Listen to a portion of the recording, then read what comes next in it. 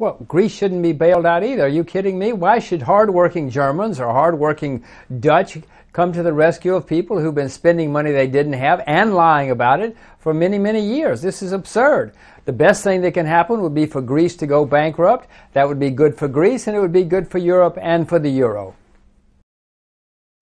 Look, if Greece went bankrupt, then people would know that the euro is going to be a sound, strong, hard currency, that they would not tolerate people spending money they didn't have and running up huge debts.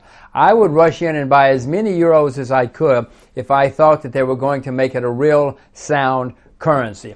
I don't know who will be next. We read that many countries in Europe have been doing this. But you're not going to have a sound currency if you keep papering it over every time somebody runs up huge debts. Well, the Treaty of Maastricht in 1992 said countries could not do this, and so many countries started faking the books. Greece has been saying they had sound books for many, many years, and they haven't. Other countries have been saying, oh, we're abiding by the Treaty of Maastricht, and they have not been abiding by the Treaty of Maastricht. Sure, the original guys knew that this sort of thing could happen and would happen, and they had a treaty. Well, everybody's ignored the treaty. No, it should be extended if the countries that they bring in are sound and run a sound economy, don't run up huge debts, have a balanced budget.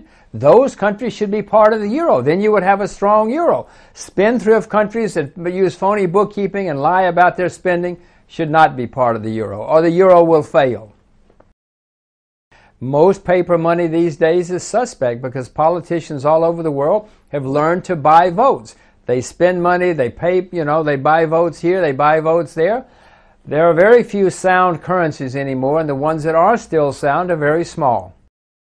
First of all, no currency union in history has ever worked. People have tried this before. It's not the first time. And the reason they don't work is because politicians ignore it. They run their own little game on the side, and the next thing you know, the currencies are weakened from within.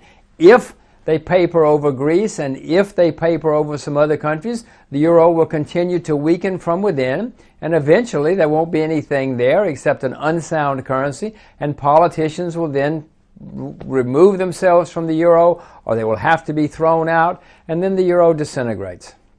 This has happened to all currency unions. There's nothing unusual about it.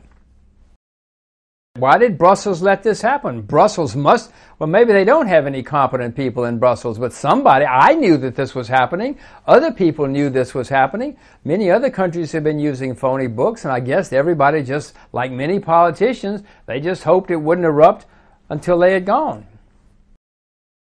Look, no, it could happen. Look at the United States. The United States is it's a huge country with many different parts of the economy. They have a single currency. It took decades. It took Civil War. It took lots of things, but they have a single sound currency over many different kinds of economies. Europe could do it, but somebody's got to be tough, and somebody's got to say you have to abide by the Treaty of Maastricht. You have to have a sound economy. So far, nobody's done it, including the Germans who insisted in 1992 in the Treaty of Maastricht that everybody would run a sound economy. Well, not even the Germans use a sound economy, a sound bookkeeping.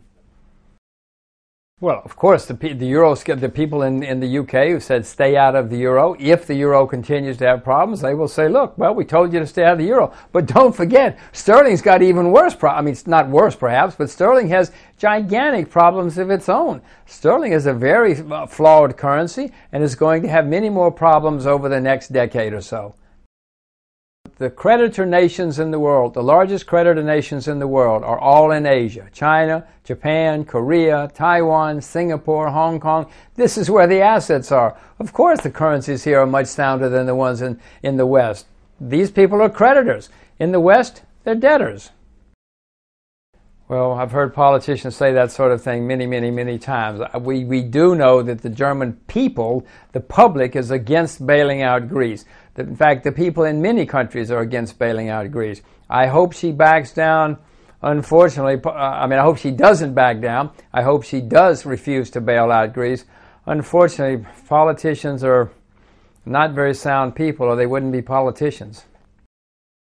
I think they're going to paper it over. I think that somehow or another they're going to bail Greece out, which I don't think is good for the euro or for Europe or for Greece for that matter.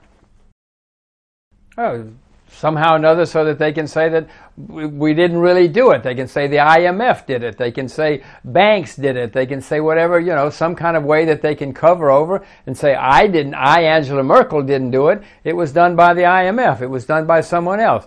Then they can paper it over, which is bad for the euro, bad for Greece, bad for Europe, but they'll figure out a way. I don't think that's good. I'm just telling you that's what will probably happen. What should be done is for Greece to go bankrupt. I don't think that's going to happen, unfortunately. The IMF has at least still enough borrowing power that they could go in and do something to bail Greece out. They've bailed out a lot of people over the years. I mean, the IMF basically should be abolished. The IMF keeps bailing out bankrupt countries, and eventually the IMF is going to fail as well. But at the moment, I suspect the IMF could bail out Greece if they had to. Yes, in my view, because then what are you going to do when the next country comes along, when country X comes along, and then country Y, and then country Z?